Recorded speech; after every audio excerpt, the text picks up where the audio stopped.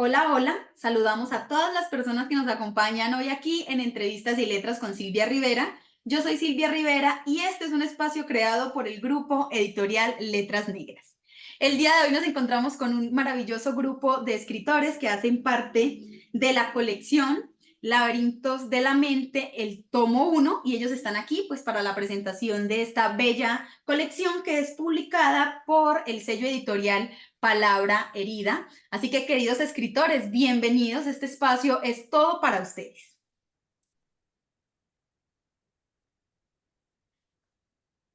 Bueno, yo inicio siempre estas entrevistas presentándolos para que mi audiencia sepa quiénes son, dónde están, dónde viven.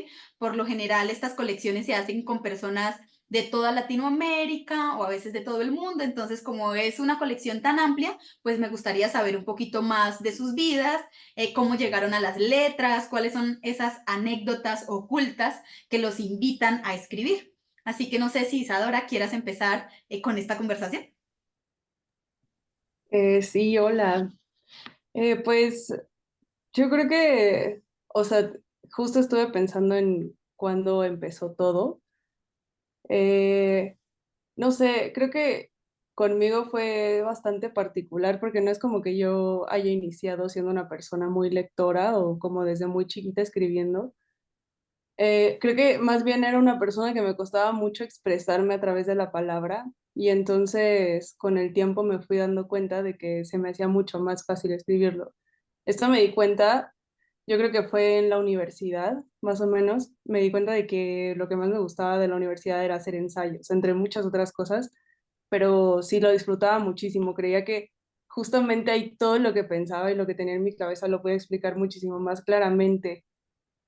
A partir de ahí, pues eso, solamente empecé a desarrollarme más. De hecho, empecé a pensar que tal vez me había equivocado de carrera, que tenía que haber estudiado algo relacionado con letras, porque yo estudié psicología. Y, y nada, cuando terminé la carrera de psicología, pues solamente me seguí, intenté buscar trabajos relacionados con la escritura y estuve un largo rato trabajando, redactando notas periodísticas para un portal de noticias. Y me encantaba porque justo era como hacer cuentos todos los días. La verdad es que sí, me encantaba muchísimo. Y ahí empecé como que a despertar mucho esta parte que no había experimentado de crear cuentos. Y pues nada, de ahí en adelante. Ahorita estoy estudiando guión cinematográfico en una escuela aquí en México que se llama Centro de Capacitación Cinematográfica y pues así me he seguido. Creo yo que lo bueno de esto de escribir es que todas las profesiones que usted tenga, todos los oficios, el estilo de vida, aporta mucho al carácter de la escritura. Le da matices. Por ejemplo, entonces estudiar psicología te permite explorar otras materias que personas que no lo han hecho no pueden precisamente porque uno carece de ese conocimiento. Así que yo creo que esta es una de las profesiones en donde uno puede ser como Barbie, sé lo que tú quieras ser. Jorge, no sé si quieras contarnos un poquito de quién eres tú. Claro, bueno, yo inicié en la escritura, yo soy actor, entonces en la carrera de actuación, pues ya al final de la carrera tuve una materia que se llamaba taller de escritura, entonces ahí un profesor nos empezó primero nos puso muchas lecturas, ¿no? Como La Metamorfosis de Kafka, que ahí me enamoré de ese libro, y bueno, ya después al final del curso nos empezó a poner a escribir y fueron cuentos. Y pues ya escribí ahí un cuento y resultó que muy bueno, le gustó mucho y me gustó mucho. Entonces seguí escribiendo y le seguí enseñando mis otros cuentos que iba escribiendo y él básicamente fue el que me inspira a seguir escribiendo y, y pues bueno, aquí andamos. Excelente, precisamente de lo que hablo. Ser actor le abre a uno la posibilidad, por ejemplo, de ser muy observador y de captar personajes en el mundo y es una habilidad que siempre recomiendo por acá. Observen mucho para encontrar esos personajes del mundo. Así que todo es posible cuando mezclamos en nuestros saberes para crear algo nuevo. Sandra, Hola, ¿qué tal? Bueno, yo soy Sandra, tengo 22 años, vivo en Perú. Yo empecé con las letras, básicamente terminando el colegio me di cuenta que me gustaba mucho leer, me gustaba mucho escribir. Entré a la universidad y empecé a escribir en la revista de mi universidad. No era ficción, era simplemente artículos, pero sí me di cuenta que me gustaba mucho escribir y, bueno, según yo, le escribía bien. Entonces lo fui poniendo a prueba. También escribo en un blog interuniversitario todo artículos de negocios por mi carrera, pero siempre me ha gustado escribir para mí cuentos de ficción y es recientemente que lo estoy poniendo a prueba y como terminé aquí. Pues a mí me alegra mucho que las personas terminen en este espacio porque eso me lleva a la inequívoca conclusión de que han hecho sus primeras publicaciones o ya han empezado a ser parte de la familia Letras Negras y para nosotros es súper emocionante conocerlos y saber quién hay detrás de las letras que consumimos. Al menos yo, que mi trabajo es leerlos y disfrutar cada una de sus historias, es como muy emocionante tenerlos acá. Vincent. Hola, bueno, me llamo Vincenzo, tengo 26 años. No, no se preocupe, sí. El tema de la pronunciación de mi nombre es bien complejo, pero me pueden decir Vini, no hay ningún problema. Yo me inicié en esto de la escritura, o sea, en lo que es la lectura desde bien pequeño. Yo me acuerdo que cuando tenía 12 años, un día le dije a mi mamá que quería comprarme un libro y bueno, ella fue, me compró, me dijo obviamente la condición de que debía leerlo. Entonces, en este caso era una novela histórica que se llama Gladiador, de un escritor llamado Gordon Russell, y de ahí que dije, wow, esto de verdad me gusta, y fui comprando más y más, más libros, perdón, y cuando yo me dedico mucho a algo, llega un momento en que digo, yo quiero hacerlo por mí mismo, es decir, ahora yo quiero escribir, yo quiero crear mis propias historias, y me fui acordando, fui hilando hechos de mi infancia, y me acordaba que yo siempre hacía como una especie de fanfic de las caricaturas que yo veía. Y entonces después empecé experimentando de esa forma, como haciendo mis propias versiones de historias que ya existían, obviamente, de películas, series, etcétera. Y entonces después empecé a crear mis propias historias originales, novelas, guiones de mangas, de cómics, etcétera. Y el año pasado me creé un Instagram, porque yo no sé mucho de redes sociales, pero me creé un Instagram y justo me apareció una publicidad del grupo editorial Letras Negras, en este caso una convocatoria de Alas de Cuervo, que era la convocatoria de monstruos. Y después me empezaron a aparecer las demás convocatorias y bueno, dije, me animé y dije, voy a participar. Y empecé a escribir cuentos. Yo, afortunadamente, escribiendo igual soy rápido. Así que escribí varios cuentos y los mandé todos y a la suerte. Y hasta el día de hoy. Me gusta mucho porque eso permite las convocatorias, que uno escriba con un propósito, que usted diga, oh, tengo tanto espacio, tengo una temática, debo resolver. A veces cuando uno tiene muchas ideas y todo, uno tiene muchos sueños, pero no termina materializando nada porque no hay una responsabilidad, o al menos me pasa a mí. Cuando tengo una responsabilidad con algo, es mucho más fácil que saque un texto, por ejemplo, cuando digo, me voy a presentar esta convocatoria de cuentos, yo agarro las instrucciones y digo, bueno, puedo crear esto y eso ha sido como una de las herramientas que más me ha ayudado a movilizarme en la escritura y es participar en concursos y en convocatorias porque te pone algo fijo y tú puedes perseguirlo sin problema, que cuando uno está libre es como, hay tanto que escribir que me frustro porque no encuentro por qué me quiero decidir. PS Kazam, no sé si quieras contarnos un poquito de ti y de tu seudónimo, no sé. Sí, bueno, no hay problema. Hola, primero que nada, hola a todos, ¿cómo están? Espero que estén muy bien. Un agrado compartir este espacio con ustedes. Mi nombre es PS Kazam, ese es mi seudónimo de artista ya desde hace varios años, pero llegué y empecé con el tema de las letras ya, yo creo que con un paso mucho más raudo, ya sobre los 28 o 29, una vez titulado, yo soy arquitecto, así que tuve un periodo lejos de las letras que fue justamente el periodo universitario, que yo creo que varios ya pasamos por ahí, son periodos muchas veces que no queremos recordar, a veces con cosas lindas, a veces con cosas feas, y a veces son momentos de pausa y de cambio. Y de ahí a los 28 agarré escritos que tenía hace muchos años y empecé a editarlos, perfeccionarlos y postulé primero a otra editorial y saqué mi primera obra y después a raíz de eso participé en concursos, todas las convocatorias que pude. Chile, soy chileno. Chile no es un país que tiene muchos concursos abiertos. De hecho, en la plataforma de concursos hay uno para el 2024 y el 2023 hubieron dos. No son muy amplios y tampoco es un país muy letrado, que digamos, pero en esa búsqueda fue que encontré un día a Las Negras, que me llegó la publicación, así como comentó el otro colega, y dije, ya bueno, vamos a participar y salió uno y gracias a eso estoy aquí. Ay, a mí me encanta tanto, yo no sé, yo soy demasiado sentimental y me gusta mucho que se abran estas posibilidades de interculturalidad, no sé si sea correcta la palabra, ¿cierto? De poder conocer literatura de otro lado, gracias a estas convocatorias y a estas colecciones. Yo he leído más literatura latinoamericana de la que había leído yo en los primeros 20 años de mi vida.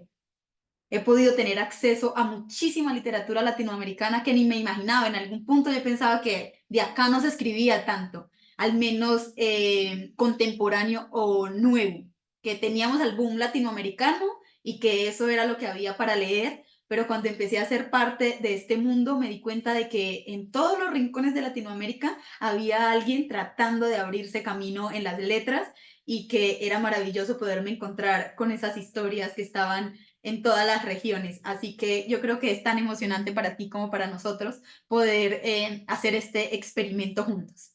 Ed, no sé si quieres contarnos un poquito de ti. Sí, hola. Saludos desde México, soy Fabián. Mm, realmente yo en las letras me inicié, pero en los videojuegos. Me empezó a gustar contar historias porque empecé a jugar, en ese entonces fue uno que se llama God of War. Realmente a mí leer nunca me gustó desde la primaria como hasta la preparatoria. Yo más bien me adentré en las historias con los videojuegos. Ahí fue cuando experimenté esa sensación del plot twist con las historias y pues quise hacer lo mismo. Y la forma más próxima que encontré para lograr eso pues fue con los libros. Ya posteriormente empecé a leer cosas de ciencia ficción, de terror. Y pues afortunadamente también llegué a tomar talleres, en especial uno que sacó Alas de Cuervo, con David. Y pues a raíz de eso he podido mejorar mi escritura y participar en diferentes convocatorias que sacan ustedes y otras editoriales. Pues yo creo que este proceso nunca se ve suficientemente viejo, nunca se ve suficientemente poco amante de las letras en este oficio o en este trabajo. Creo que esto se trata de ir madurando, de ir avanzando, es un proceso lento para uno ir nutriendo esa, como esa caja de herramientas que llaman para nutrir la escritura. Eso es lo bueno de la escritura, que da tiempo y siempre hay tiempo para esto, para pulir, para crecer, para formarse. Me encanta que hagan parte de talleres literarios. Creo que es fundamental en esto hacer tallereo, porque ahí hay como una comunicación con otras voces que tienen conocimiento acerca de narrativa y que pueden retroalimentar, que pueden ser ese lector ideal que a veces uno no tiene a la mano, ¿cierto? Uno tiene de pronto a un familiar que como lo quieren a uno es como, ay, sí, lo que tú escribes es hermoso y llamamos por eso, ¿cierto? Entonces necesita uno esa interacción con otros que estén también en esta carrera de formarse como escritores para tener precisamente ese crecimiento que uno requiere y ese ojo crítico que está por ahí esperando a que uno les comparta para compartir sus conocimientos también. Muchísimas gracias a todos por estar aquí. Qué bueno ver caras de tan diversos países. Por lo general me encuentro a muchas personas de México. Creo que es uno de los países que tiene más producción literaria de las que yo he visto. También me alegra encontrar a otros espacios o a otros países que casi no me encuentro por aquí en estas entrevistas y que esa es la idea, ir colonizando un poco más las otras regiones. Gracias por estar aquí. ¿Qué les parece si hablamos un poquito de esos procesos de escritura? Creo que generar escritura es un proceso muy difícil y que quien lo lee no sabe lo complicado que puede ser, ¿cierto? Uno lee un texto y entre más sencillo el texto, mucho más técnico puede llegar a ser y mucho más trabajo hay detrás de cada uno de esos textos. En este caso, Laberintos de la Mente está atravesado por la convocatoria de cuento psicológico. Entonces, creo que la psicología del personaje es algo muy difícil de lograr, porque físicamente uno puede observar las conductas de otros, ¿cierto? Y irlas emulando poco a poco, pero profundizar en la mente de los personajes es una tarea que requiere mucho más tiempo y estrategias. Yo creo que cada uno como escritores va desarrollando esas estrategias que le sirven para definir psicológicamente a un personaje. Entonces quería preguntarle, por ejemplo, a Jorge y a Sandra, ¿cuáles son esas estrategias para tratar de constituir un buen desarrollo psicológico de un personaje, ¿cierto? Ustedes, por ejemplo, cómo escribieron acá sus relatos, ¿cuáles fueron esas herramientas que utilizaron para ese juego psicológico, para que ustedes sintieran que el lector se inmiscuía en la intimidad, digamos, de la psique, en la intimidad de lo radical que puede ser la mente humana? Jorge, no sé, si la pregunta está muy difícil, pasamos a otra pregunta, no pasa nada. Este, pues la verdad es que yo traté de, bueno, no sé, o sea, lo veo como esto de la creación del personaje como actor, ¿no? De dónde estoy, a dónde voy, y cuáles son cuál es mi objetivo y qué me impide llegar al objetivo, ¿no? Que es como lo más rico al momento de entrar a escena, no sé, supongo, igual ahí lo veo parecido, ¿no? Como en esta escena que está pasando en mi cuento. Y no sé, básicamente escribí el cuento eh, desde algo muy personal porque tengo como este mundo dentro de la actuación que mis amigos artistas y que son súper diferentes, no sé, a mis amigos que tenían cuando estudiaba otra carrera, ¿no? Entonces, estas dos maneras de comportarme, tengo como dos maneras de comportarme con cada grupito, entonces de ahí salió esta parte en la que de este lado no aceptaban a Leonardo, que era el personaje principal, pero igual de este otro lado, pues era como buscar esa aceptación, ¿no? Que las demás personas dentro de ese mundo lo aceptaran la persona en la que él se había convertido. Pero así como psicológico, no, no sé. La verdad es que está un poco profunda la pregunta. Mm, no lo sé, la verdad es que profundo, psicológico no, no sabría cómo responderte. Es un cuento que solamente no tengo como un proceso para escribir, simplemente me suelto a escribirlo. No sé, perdón. Pues En lo yo lo que veo, bueno, desde acá, desde mi ojo poco experimentado también, es que apelas, sí, a el juego dual, sí, podemos ser múltiples, podemos tener, hay dos caras de la misma moneda y exploras precisamente ese juego. Creo que es una herramienta que se utiliza muchísimo en la construcción de personaje. El personaje no termina de consolidarse como algo específico, sino que se permite eh, oscilar entre dos entidades. Y eso es lo que yo encuentro un poquito de lo que hiciste. A veces pasa que utilizamos herramientas que no sabemos que son herramientas, ni cómo se llaman, ni que otras personas las desarrollaron muchísimo más de lo que uno ha podido desarrollarlas. Y por eso es que como escritores tenemos la tarea de también ser muy buenos lectores, porque nos encontramos con que nosotros vamos en una exploración muy sencilla de una forma, de una herramienta, y hay escritores que en sus 50, 70 años de consagrados han explorado esas herramientas y uno ha llegado de manera empírica a ellas, pero no les tiene un nombre y usted dice, no, es que yo estoy haciendo algo ahí. Entonces, por ejemplo, el juego dual es algo que encuentra uno en muchísima literatura. Entonces, no te preocupes que a veces no sabemos cómo se llama la herramienta, pero ahí está porque de todas maneras estamos escribiendo. Sandra, no sé. Sí. Para mi cuento, bueno, primero cuando vi la convocatoria de cuentos psicológicos me puse a leer a Horacio Quiroga porque en mi opinión él es un muy buen autor de terror psicológico Y lo que yo vi en sus cuentos, o sea, en mi parecer, es que, sobre todo Almohadón de Plumas, es algo muy simple, pero a la vez algo que realmente me da miedo. Si no, entonces en la historia se trataba de que había un bicho que succionaba sangre en la almohada de una chica. Y te da miedo porque dices, eso es algo que puede pasar. O sea, no, probablemente no pase, pero está la posibilidad. Es algo muy simple y, digamos, no debería ser un tema que da miedo como la almohada que usas en tu cuarto. Entonces yo me puse a pensar en que yo podía crear algo similar. Y mi cuento tiene lugar en un jardín de niños y se trata de dos niñas que tienen una discusión y una termina con un brazo atorado en uno de los juegos. Y sobre la psicología de las niñas, pues me puse a recordar, o sea, yo siempre he creído que los niños, por más lindos que sean, tienen su lado cruel. Creo que los niños pueden ser crueles y muy, muy honestos.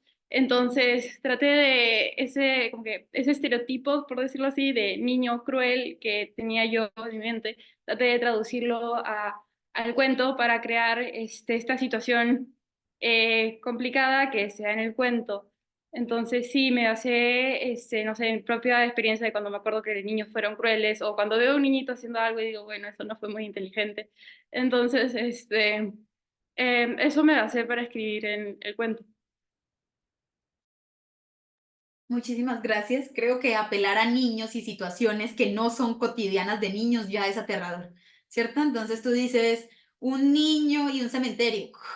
Ya, un niño y un cementerio son dos imágenes que uno dice, no, no las junte porque ya son perturbadoras. Niños y sangre, no, no los junte. Entonces sí es como apelar a esas asociaciones mentales que hacemos los humanos de ciertas cosas. Tú dices, un niño y un parque, ay, más natural, más tranquilo, los niños sí habitan los parques, pero dices, un niño y una alcantarilla, dices como no, eso no me lo pongas junto porque ya me generaste ahí una tensión, porque no es cotidiano, es sacar al niño del ambiente cotidiano y llevarlo a un ambiente extra cotidiano, que en tu caso están en un ambiente cotidiano, pero al final es lo que permite que rompa con toda esta energía infantil, además de la crítica que hay ahí, pues en tu texto a ciertas temáticas.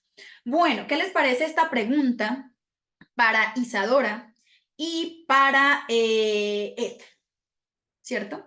Esta es una convocatoria de cuento corto y yo encuentro que escribir cuento corto es complicado, ¿cierto? Escribir en un espacio muy pequeño una historia que logre transformar el pensamiento de mi lector, que cuando mi lector termine esas 3 páginas se quede pasmado o se quede molesto o emocionado, es difícil, porque cuando pensamos las historias siento yo que la mayoría de veces las pensamos en grande. Entonces me estoy imaginando una historia y tiene muchos elementos y muchos personajes y se hacen cosas, pero cuando uno llega a esas 3 páginas, se da cuenta que no es suficiente y entra uno como en ese estado de frustración.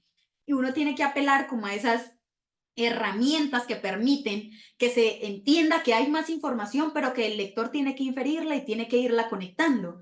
Entonces yo quiero saber, al menos en este ejercicio que ustedes han hecho de escritura, de relato o de cuento corto, ¿cómo han hecho para escapar precisamente de estos inconvenientes que presenta el cuento corto? ¿Cierto? No entrar en un estado de frustración. ¿Cuáles son esas herramientas, esos tips para que la lectura pueda tener todo lo necesario y aún así no exceder una extensión? Isadora. Pues a mí creo que lo que más me funciona, pues es iniciar también. La parte del inicio para mí es muy importante. Me gusta empezar como con una frase que sí, como que cree como una incomodidad o de que no se sabe qué está sucediendo en ese momento, como una frase de golpe que ya abra una interrogación. Y después de eso, trabajar mucho en la atmósfera, o sea, creo que es muy importante como saber en dónde están los personajes y por qué están ahí, o sea, creo que todo lo que está en la historia significa algo. Y trabajar en el subtexto. Y si hay algún diálogo, por ejemplo, eso, pensar en qué significa ese diálogo más allá de lo que te está diciendo, o sea, como cuál es toda esa información que yo necesito saber como lector, tanto de manera superficial como qué significa realmente lo que estoy intentando decir. Y por qué estoy, porque por ejemplo en mi cuento lo que trato mucho son los pensamientos, o sea, es como un soliloquio eterno del sujeto, ¿no? Entonces, es como pensar en por qué está como esta concatenación de pensamientos uno tras otro y por qué se siguen, qué significa eso. Yo creo que es eso, o sea, como trabajar en qué significa todo lo que estoy poniendo y que absolutamente todo lo que ponga sea valioso para la historia, para querer contar algo y no solamente poético, sino como, pues sí, esta suma de las dos partes. ¿Eh? Y por lo regular, cuando escribo, siempre pienso en el final, en la escena como impactante con la que se debe de quedar que me gustaría que se quedara el lector. Y ahora sí que escribo de ahí para atrás, de ahí para el inicio. Y también algo que sí ha hecho mucho cambio en mi forma de escribir ha sido empezar con una acción, que el cuento inicie sin tantas descripciones del ambiente o de los personajes, sino que pues ya esté ocurriendo algo. Y conforme pasa la historia, estar metiendo ahí ciertos elementos que te describan la situación, o en este caso el cuento psicológico, dar como ciertas pistas de que por qué el personaje está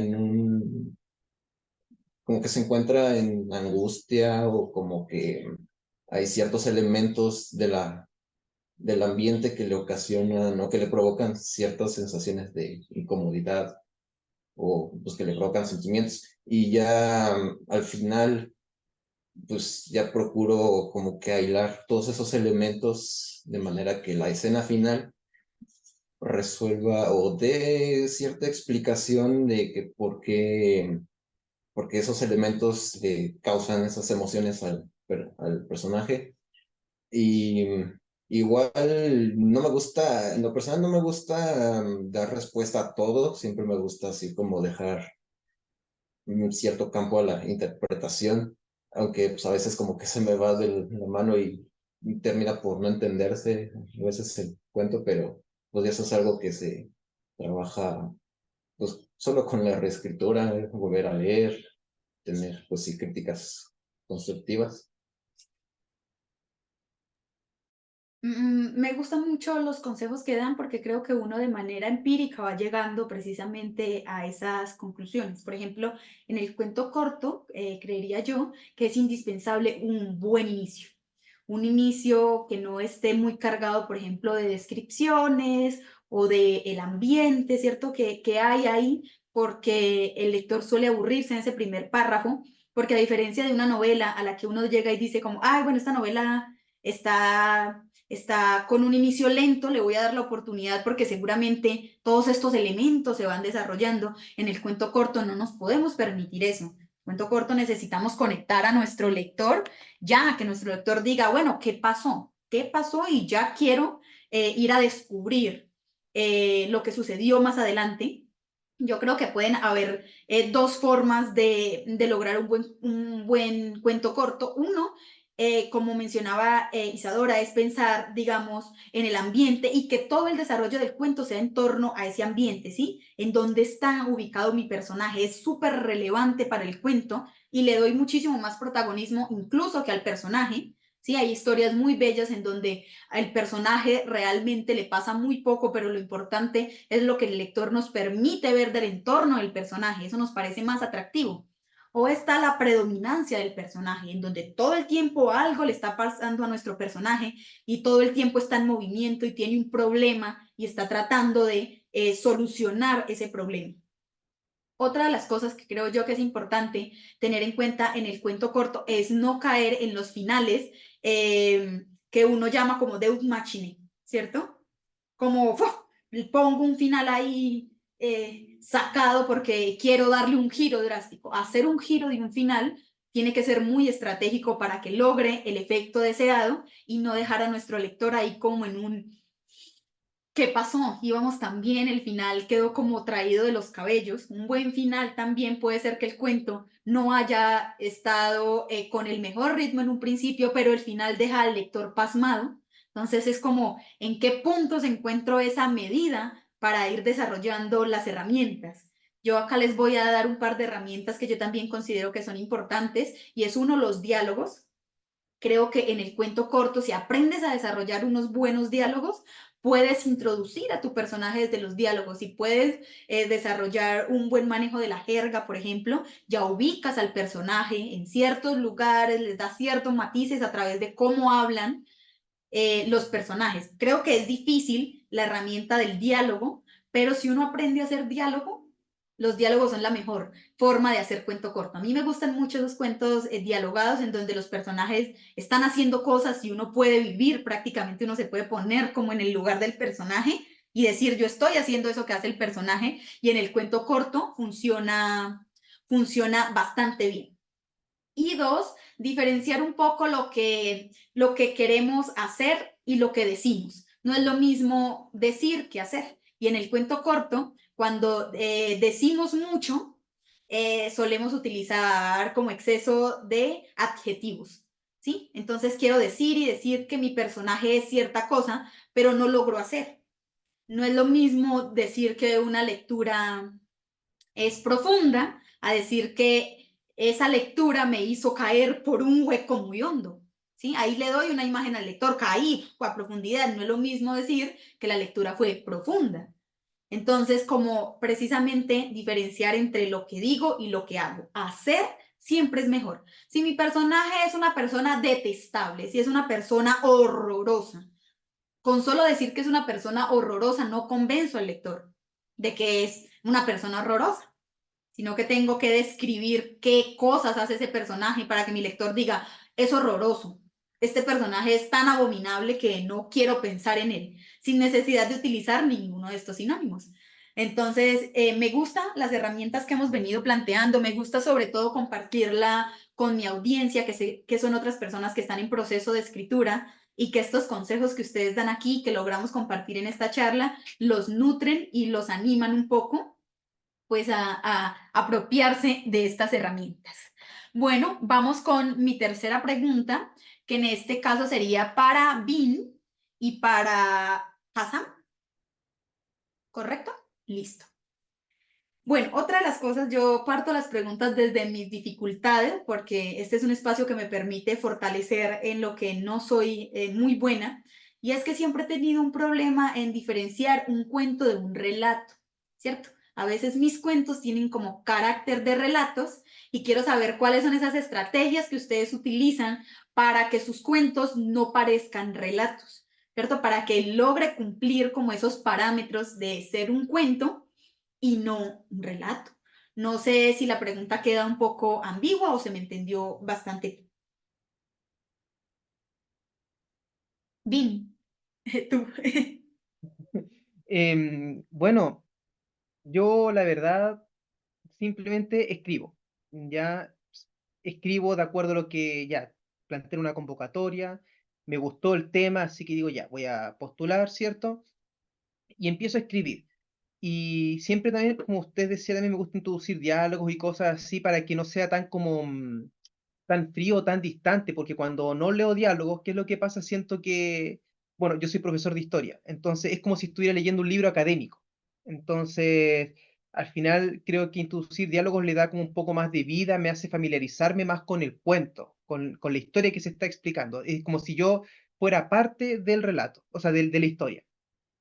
Entonces yo creo que ese aspecto también es muy importante, ¿ya? Y ese, bueno, quizás como en cuanto a dificultades, yo, bueno, como decía, escribo rápido, pero sí me pasa muchas veces que em, me cuesta saber si de verdad a la otra persona le va a gustar o no lo que yo estoy planteando. Porque claro, de que a mí me gusta, pero no sé si al otro le va a gustar. Entonces, por ejemplo, hablo con amigos por ejemplo, tengo una amiga que es periodista y ella también le gusta la escritura, entonces ella empieza a leerlo y me da su feedback, podríamos decir, su retroalimentación, y así ya empiezo a corregir, digamos, lo que es erróneo.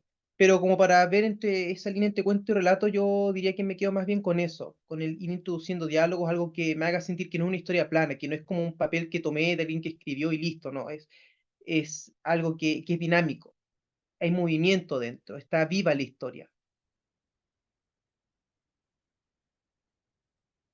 Hassan.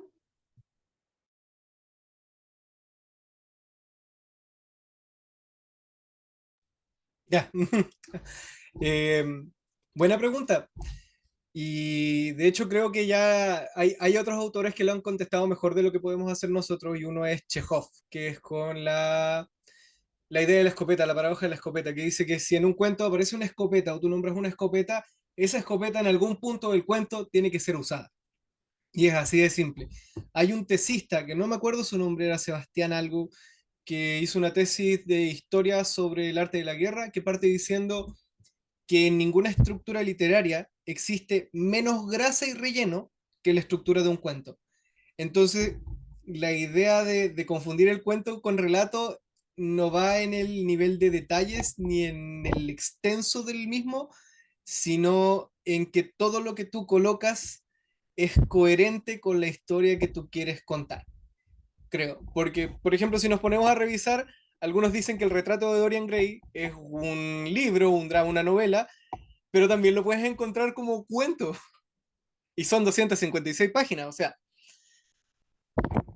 Entonces creo que así se diferencia esa línea entre cuento y relato. Se diferencia en afinando todos los detalles que quieres mostrar, de la manera que quieres mostrar, y no divagar ni diversificar la historia en un sinfín de cosas que a la larga puede que nos den sustento en algunos puntos, pero no es un componente real. Y partir por identificar esa problemática te ayuda a identificar cuándo vas a hacer un cuento o cuándo vas a hacer un relato, cuándo vas a tener una historia de un libro de una sola novela, de un solo punto que empieza y termina, y cuándo vas a tener una saga tipo Harry Potter, ¿sí? Eternamente. Y así. Muchísimas gracias. Yo quisiera decir que tengo las super herramientas para solucionar ese conflicto, pero en realidad no. Creo que me he como acercado mucho a la parte formal, saber que en un cuento es indispensable que haya un inicio, un nudo y un desenlace, un clímax también se le puede poner a un cuento, y que eso no necesariamente tiene que estar en ese orden, ¿cierto? El inicio no tiene que estar precisamente al inicio, puede estar revuelta toda la estructura, pero es importante que haya un problema, una solución al problema, que el personaje tenga un arco de crecimiento, que haya toda una historia, a diferencia del relato que puede ser como una fotografía. Yo hago como esta comparación, ¿no? Entre el relato y la fotografía. La fotografía agarra un fragmento. La vida de esa fotografía tuvo un antes de la fotografía y un después de la fotografía, de lo que vemos ahí. El tiempo continuó corriendo ahí, pero nosotros logramos captar ese momento.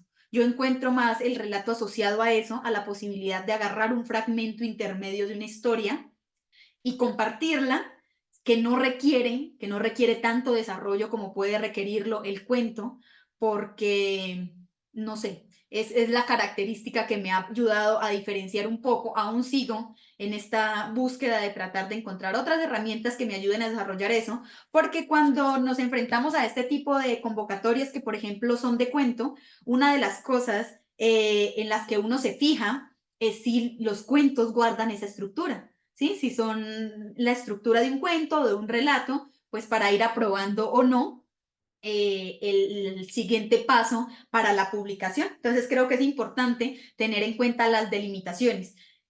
Muchas de los consejos que he encontrado acá es como, no, ustedes siéntense a escribir y permitan que todo fluya, pero no es lo mismo enfrentarse a una novela que enfrentarse a un cuento largo, que enfrentarse a un cuento corto, a un ensayo. Tener al menos un conocimiento general de las estructuras de estos elementos permite algo, ¿cierto? Permite que uno tenga cierto acercamiento, pero no todo el tiempo funciona, porque a veces como que en teoría sabemos las cosas y llevarlo a la práctica es difícil. Sí, yo digo, bueno, tengo el conocimiento teórico y luego estoy escribiendo y termino escribiendo un relato. Termino escribiendo un relato y no logro que se sintetice de otra manera porque mi cerebro está como organizado para que esos cuentos cortos salgan en forma de relato. Entonces, esa era una de las cosas de las que quería hablar, porque puede ser difícil cuando uno se encuentre con una convocatoria de relatos y una de cuento, poder hacer la diferenciación para escribir adecuadamente para cada una de las convocatorias y tener un poco más de posibilidades de entrar a este mundo. Bueno, esta yo creo que va a ser una pregunta general para quienes quieran responder, no estamos como como en la obligación de responder, pero esto es una convocatoria de cuento psicológico, pero algunos de los relatos los encuentro muy atravesados por el terror, ¿cierto? Entonces encuentro que algunos son relatos de terror y otros que rayan con el tinte psicológico. Y no sé si se hizo una diferenciación o el terror, ¿ustedes qué piensan? El terror y lo psicológico pueden estar entrelazados de tal forma que un cuento psicológico al mismo tiempo sea un cuento de terror, porque yo con muchas de las historias me asusté, ¿cierto? Es como, esto está aterrador, no quiero estar en esta situación. Y dije, bueno, entonces, ¿qué diferencia un cuento psicológico de un cuento de terror? Voy a preguntarle a las personas que hacen parte precisamente de esta colección cómo hacen ellos para tener una breve referencia de lo uno o de lo otro. Así que quien quiera empezar, como que bátame la manito y yo ya... Vin ya levantó la mano. Bueno, mi cuento precisamente es de terror. Bueno, no sé si habrá dado miedo, pero yo lo clasifico de terror. Se llama Eterno Tormento. Y en mi caso fue anecdótico porque yo había postulado a otra convocatoria que era de terror. Entonces, por eso mi cuento era de terror. Y me habían dicho que había quedado, pero después me dijeron que tenía que corregir una cosita solamente. Lo corregí, después no sé en qué quedó. Pero me gustó el cuento y dije, no, no puede quedar como en nada. Y justo apareció esta convocatoria que era de cuento psicológico y dije, a ver, este cuento tiene mucho de psicológico porque hay un cuestionamiento interno en este caso. No sé si directamente lo psicológico tiene que ver con eso, pero como era algo que tenía que ver a nivel de la mente del personaje, dije yo, claro que esto puede tener relación. Y me arriesgué y lo envié y bueno, quedó. Porque en este caso yo lo había postulado para lo que era terror cruel. Y el terror cruel igual tiene mucho que ver con remordimiento. Hay un peso psicológico fuerte aquí. Entonces, toda la trama que atraviesa el personaje tiene que ver con eso, de una tortura a sí mismo, del remordimiento. Todo lo que lo persigue son sus propios remordimientos, pero que se fueron, digamos, materializando, o más bien, personificando, fueron tomando una forma. Entonces, creo que en ese sentido quizá el terror con lo psicológico igual se pueden relacionar bastante, como digamos, es como el arroz, se puede mezclar con todo. Entonces, una combinación que va bastante bien, la verdad, y puede ser quizá incluso, no sé si sencillo, pero para mí sí se hace un poco más sencillo al menos. Más sencillo en lo psicológico explorar lo terrorífico o el terror que explorar otro tipo de psicologías. Porque claro, permite más imágenes que conectan, permite más, no sé, tal vez, sí, drasticidad, drama. Entonces, sí puede ser. Yo ahí estaba con la pregunta para ver y me gusta mucho lo que dijiste, porque entonces la pregunta es, qué lo hizo no lo suficientemente terrorífico, pero sí lo suficientemente psicológico como para que quedara en una o en otra? ¿Casa? Yo estoy de acuerdo con Vini, porque, y quiero agregar a eso mismo, porque creo que el terror va de la mano con cualquier otro tipo de sentimiento fuerte. O sea, el terror es el producto del miedo, y tú tienes miedo cuando tienes algo que puedes perder, cuando tienes una estabilidad que puedes romper, cuando estás en una situación que puede cambiar situaciones, etcétera, y a raíz de eso parte lo que es el terror. Ahora, ¿qué tan lejos llegamos en lo que define entre miedo y terror? Creo que por ahí va la cosa. Mi cuento, por ejemplo, es Bienvenido a los 30, y yo lo empecé escribiendo porque, bueno, converso harto con mucha gente y tengo buena memoria, entonces fui acumulando cierto feedback y quise exacerbar esta situación como un manual. Lo planteé, el cuento lo planteo como un manual de qué hacer para sobrevivir a este traspaso a los 30, que algunos me dicen, ese está en mi libro, lo voy a aprovechar de mostrar. Algunos me dicen que es un poco más de drama, pero a mí, en lo personal, me da un poco de miedo pensar que caes en esa rutina constante de tener que adecuarte, tener que fingir careta, tener que hacer como que nada pasa y que toda tu vida sigue exactamente igual y todo perfecto y maravilloso, etcétera.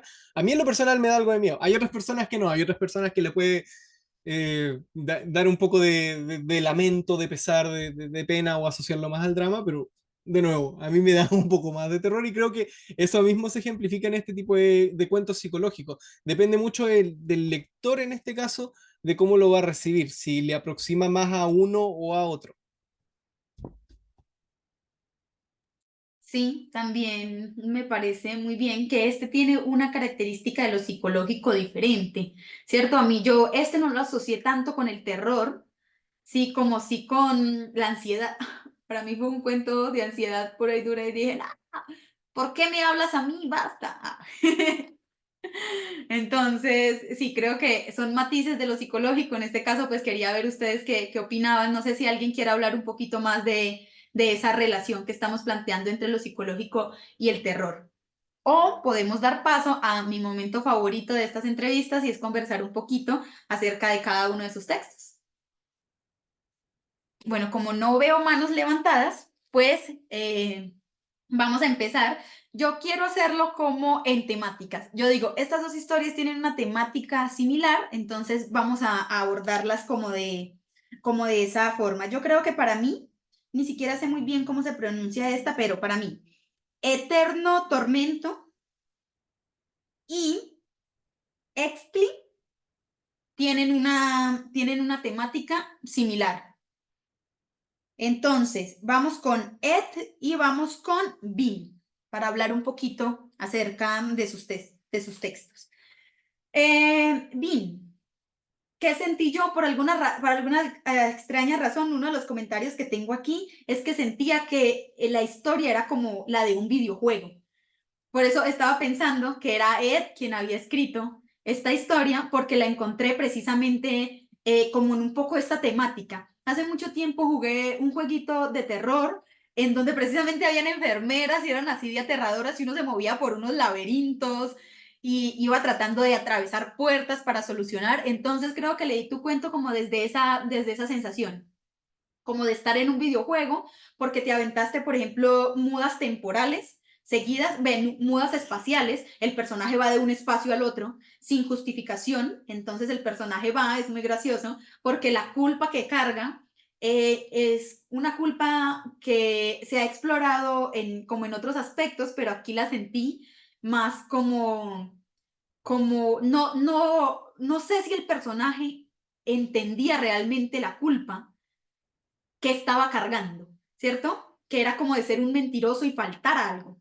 Faltaba a un compromiso que se había propuesto hacer. Entonces, eso le permite a uno no que el personaje le cuente la profundidad de la culpa, sino uno explorar su propia culpa con el mismo hecho, ¿cierto? Entonces el personaje va y empieza esta repetición de lo que sucede, se vuelca todo y luego el personaje cae en un otro mundo. Entonces ahí hay una ruptura entre la realidad real del personaje y una realidad inventada para que él como que expíe de alguna manera esa culpa y cae a este lugar y empieza de alguna forma a ser perseguido. No entendí muy bien en este caso los papeles de las entidades que lo perseguían, ¿sí? Entendí el papel del personaje, la madre que está ahí para hacerle entender cuál es la culpa más grande que él tiene, ¿no? Esa falta con ella.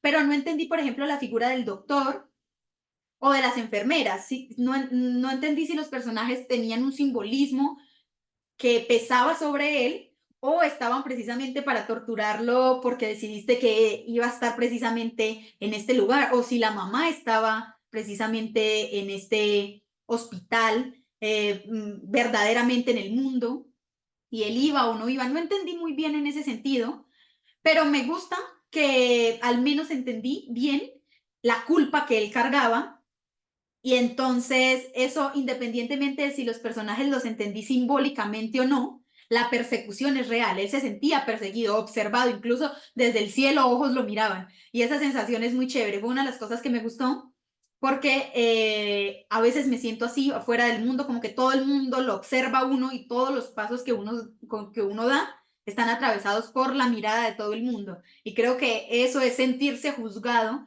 por las decisiones que uno toma y en ese sentido siento que ahí lo explora, pero quería preguntarte un poquito más acerca precisamente de los personajes simbólicos que aparecen en este lugar del personaje y que lo acechan y lo persiguen, por ejemplo, que no tienen rostro. ¿Hay alguna razón por la que no tengan rostro o simplemente apelas precisamente a esta figura terrorífica para que uno se sienta asustado? Porque uno sí se siente asustado. Está en un lugar feo, lo persiguen con elementos de tortura, pero me hubiera gustado saber si hay un simbolismo detrás que se asocia con el personaje.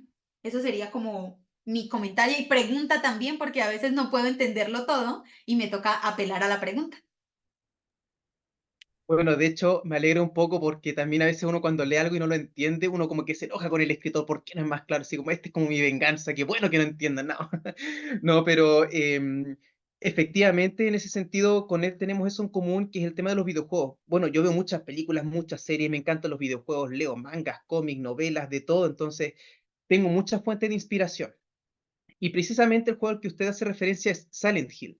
Y en ese juego yo me inspiré para hacer este cuento porque justamente cuando escribí esta historia, yo estaba jugando uno de esos juegos y me di cuenta que se expresaba muy bien esta idea del remordimiento, porque también mucho de lo que ocurre en ese juego tiene que ver con eso. Entonces, obviamente busqué como algo distinto, que no fuera como el mismo tipo de trauma o remordimiento que tenían los personajes, entonces por eso en este caso el protagonista, el remordimiento que tiene es el haber abandonado a su madre y que nunca la fue a ver al asilo, al hospital donde la dejó. Entonces, todo en la historia es una metáfora, básicamente, que de alguna manera se intenta personificar.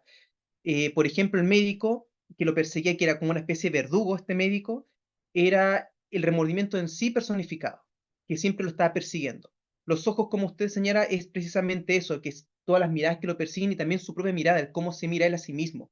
Igual que esta boca que le dice mentiroso, no cumpliste lo que prometiste. Y estos enfermeros y enfermeras que no tenían rostro era por algo que, bueno, acá en Chile al menos decimos mucho, no sé si en toda Latinoamérica, pero cómo tienes cara para presentarte aquí después de que hizo una mentira o algo así, no tienes cara, entonces, ¿con qué cara él pide ayuda cuando él no ayudó? Esa era como la idea, porque él está desesperado de dónde estoy, cómo aparece aquí, precisamente por el tema de estos cambios en el espacio, ¿cierto?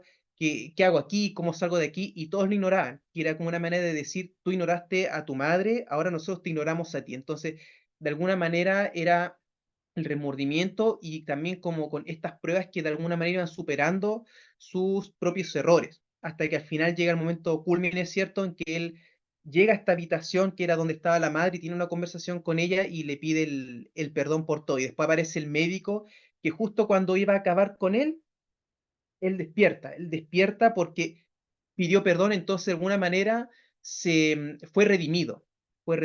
Pero a pesar de esa redención, todavía queda el camino de cómo él ahora se perdona a sí mismo, porque él cuando despierta, cuando reacciona, cuando vuelve al espacio, digamos, natural, este entorno, él queda con esa culpa todavía. Entonces, Elia, todo lo que va apareciendo en el cuento es algo que es un símbolo, ¿cierto?, a partir del mismo remordimiento, de las mismas culpas que él siente.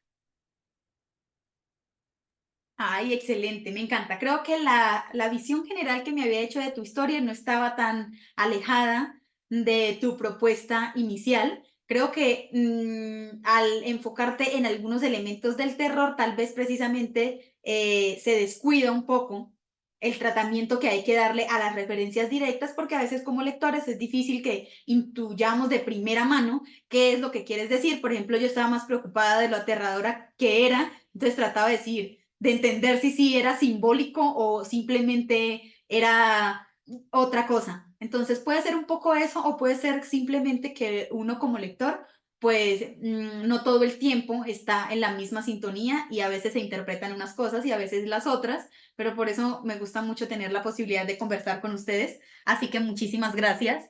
Creo que fue aterrador. Bueno, ¿qué tal si pasamos con Ed? Que no sé cómo se pronuncie, ¿sí? Extli, como Extli. Y no soy muy seguro, tampoco viene del náhuatl, pero sí, Etzli sería. Me cuesta muchísimo esa pronunciación, TL, que tienen muchísimas palabras mexicanas, la combinación TL, es algo que no tenemos mucho en Colombia, aparte de Atlántico, y es muy fácil de decir, entonces siempre me cuesta muchísimo cuando tengo que leer literatura mexicana, encontrarme con estas derivaciones, así que por eso te preguntaba.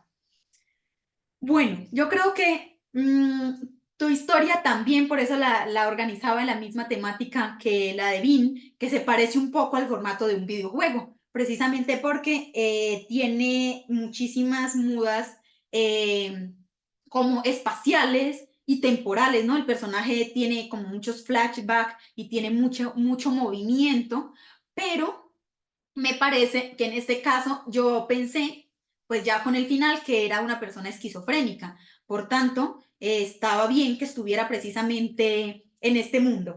Creo que inicié pensando que estaban en una terapia de hipnosis, ¿sí? Que entonces había un personaje real que estaba en una terapia de hipnosis y que precisamente era su médico o su médica en este caso, quien le inducía pequeños recuerdos de su vida para tratar de que solucionar el problema en el que se encontraba, ¿no? Que tenía bloqueado un trauma tan grande y estaba en el proceso de hipnosis.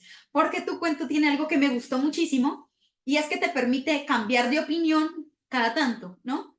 Entonces yo llegué, lo primero que puse, terapia. Bueno, no, dije, bueno, no se está consolidando muy bien la terapia porque estoy dudando del médico. Sabe demasiado para ser un médico y el personaje se está cuestionando si le ha contado o no. Entonces eso me hizo dudar de la figura real del terapeuta y entonces me mudé a una persona paranoica. Dije, no, esto es una persona paranoica que está teniendo un episodio de paranoia, entonces está entendiendo muy bien lo que sucede. Y después muté precisamente a la figura del esquizofrénico. Entonces dije, no, es un esquizofrénico que está en una terapia de hipnosis y como el personaje habla y contesta al mismo tiempo lo que le hace la terapeuta, empecé a tener dudas. Dije como, bueno, ¿qué pasa? Entonces es como un cuento de cuestionarse la realidad una y otra vez. Entonces es como que revuelcas la realidad y revuelcas la realidad otra vez y no se planta una idea de realidad concisa, entonces eso hace que uno esté ansioso por encontrar el origen de lo que sucede, porque llama a la policía una y otra vez precisamente para denunciar a esta persona que lo acosa, ¿cierto? Esta persona que lo persigue. Y la línea se corta, nunca se soluciona nada y queda uno como con ese deseo de saber si ese acosador es real, si incluso si el personaje es real empieza a estar en un limbo bastante grande y eso me parece divertidísimo, porque soy una lectora ansiosilla, entonces yo estoy como todo el tiempo ando como con mucha energía y tu cuento permite eso. Que si tú eres un lector ansioso, te conectes mucho con las mudas rápidas, con todo el cuento de los sonidos. Entonces, yo siento que no se alcanza a desarrollar toda una historia con un inicio, pero sí tiene un buen final. Ya sabemos que el final pues es trágico en el caso de este personaje y termina haciéndole caso a las voces de su cabeza, porque en este caso yo creo que la terapeuta, la policía, todo no era real. Todo estaba pasando en la cabeza del personaje y entonces se exploran diálogos con un ser imaginario que es el mismo y le permite explorar su faceta tanto de paciente como de terapeuta. Entonces, me gusta muchísimo, por eso te avientas creo yo que es una buena estrategia de enganche para el lector y al final decides romper todo poniendo al personaje en la situación que la pones al final, ¿no? Que el personaje ya acaba con eso y nos damos cuenta, bueno, entonces yo asumí en mi ignorancia que era una persona esquizofrénica y que en un principio no nos damos cuenta porque él nos propone todo el escenario. Y eso me pareció maravilloso porque tiene un lugar, pero al mismo tiempo no tiene un lugar, porque el lugar es el no lugar, ¿no? La mente de la persona en cuestión. Así que puedo decir que a mí me encantó, me gusta, creo que es un cuento que no le sobra nada, que no le falta nada y que me hizo estar muy atenta a jalar los hilos y a ver qué resolvía. Entonces, como lectora, me ganaste.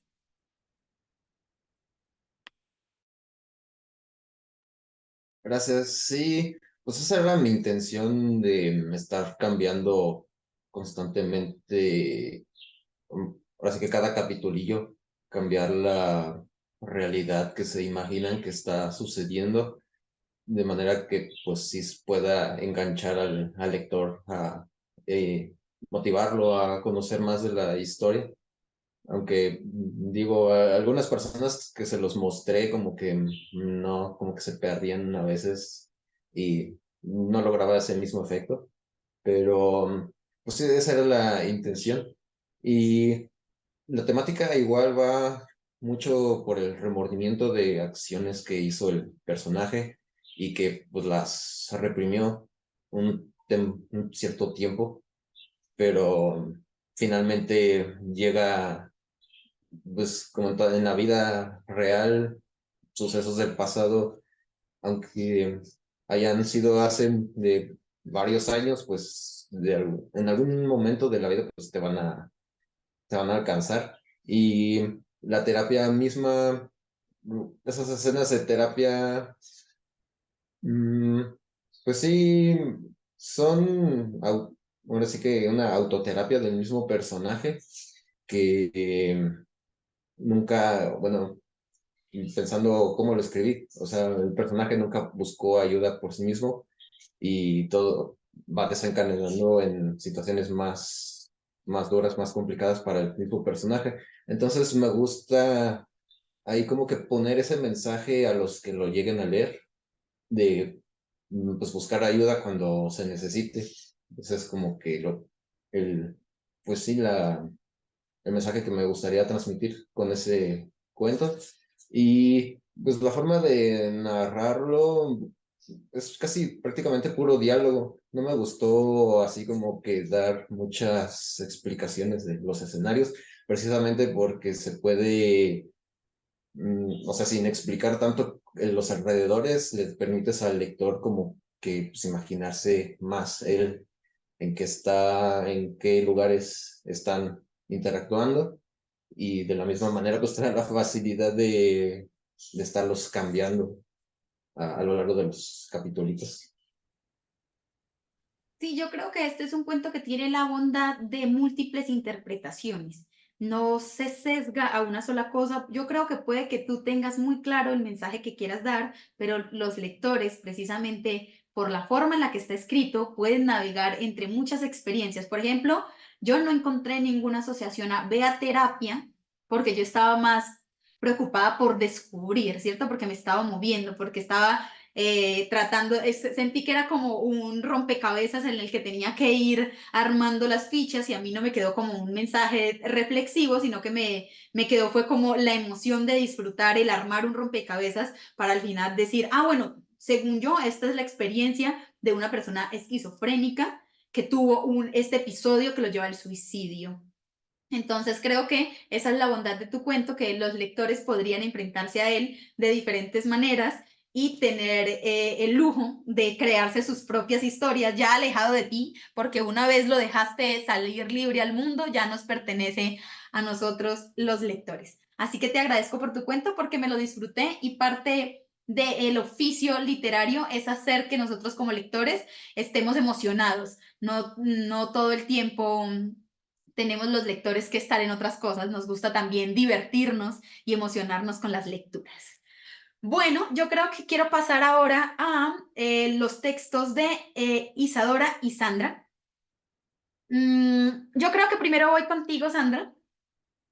Tu relato es un relato muy simple en estructura, ¿cierto? Ocurre en un parque, dos niñas, pero en esa simpleza decides de alguna forma en una conversación de niñas, me gusta eso, que creo que aunque las niñas abordan problemáticas muy difíciles, muy reales, lo hacen con la inocencia de las niñas y eso es una bondad que tiene porque ¿qué más se podría decir, por ejemplo, de las alusiones a ser blanca o a ser bonita? Uno podría haberse lanzado ahí tremenda pancarta eh, antigordofóbica, ¿cierto? Antirracista y pudo haber dicho todo, pero decidiste simplificarlo en la conversación de unas niñas con las experiencias de unas niñas, apelando al universo que ellas tenían en su cabeza y precisamente esas apelaciones las llevan a esta circunstancia que termina siendo como tan extraña. Ya vamos a llegar ahí.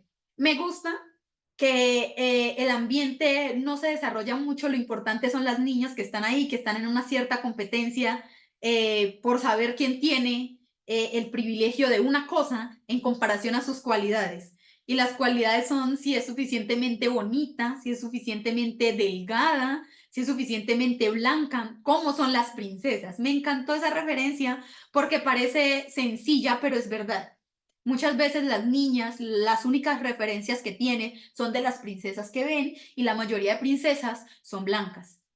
La mayoría de princesas no se parecen a ellas, entonces buscan. Y me hacía pensar como en qué clase de familia viven este tipo de niñas, cómo será su entorno familiar. Entonces, si bien todo ocurre solamente en un parque, uno le permite pensar en el ambiente, en la educación que esas niñas reciben, ¿sí? ¿Qué está pasando con ellas para que estén precisamente pasando por esta circunstancia?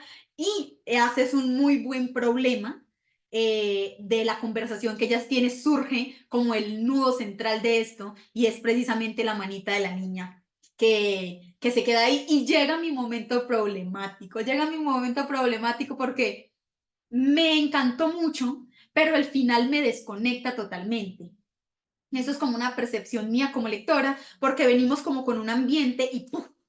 Se rompe todo, ¿sí? Y no me imaginaba yo cómo era posible en una historia tan sentada en la realidad que se le desprenda el brazo y le quede ahí. Haces el final absolutamente horrible para mi percepción en el sentido gráfico, ¿no? La niña queda ahí y además dices que el brazo se desliza para llegar hasta el punto en donde es más blandito y las niñas estuvieron mucho rato jaloneando. Yo tuve que leer el final como 3 veces para asegurarme de que se le había arrancado el brazo y no solamente el material de la barra le había arrancado la piel, porque para mí era como, yo decía como la niña con el brazo ahí, si la jala, la fuerza le va arrancando la piel, pero como es difícil que se le caiga todo el brazo. Entonces, en todo el sentido, me encanta lo que haces una denuncia sutil de muchas cosas, ¿sí? De la psique femenina, en un espacio muy sencillo, con una psique muy joven, pero al final a mí se me desmorona un poco. Eso sería para mí como lo que puedo decirte. Me disfruté todo hasta el final y lo leí una y otra vez para cerciorarme que habías tomado esa decisión. Pero los finales también se tratan de las decisiones que uno como escritor toma, entonces no es como un juzgar tu final, pero a mí como lectora me dejó como, ay no, o sea, la resolución me dejó un poco frustrada. Pero entonces ese es como mi comentario acerca de tu cuento. Claro, es que creo que en mi cuento abordo dos temas. El primero es, claro, la discusión entre las dos niñas. Y siento que, como tú dices, tiene una problemática muy real que creo que lo vemos nosotros los adultos como que tal vez de una forma muy formal de decir racismo está mal, la gordofobia está mal, todo eso está mal, pero no sabemos que también llega a afectar a los niños. Y justo ellos son los que tal vez no tienen tanto filtro, que dicen las cosas tal y como son. Y yo creo que es una, como tú dices, una conversación que ellas pueden tener muy real, se están peleando de quién va a ser la princesa o lo que sea y terminan diciendo cosas que realmente, o sea, están mal, son hirientes, no deberían decir, pero como son niños y son inocentes, no lo saben. De ahí el tema del brazo.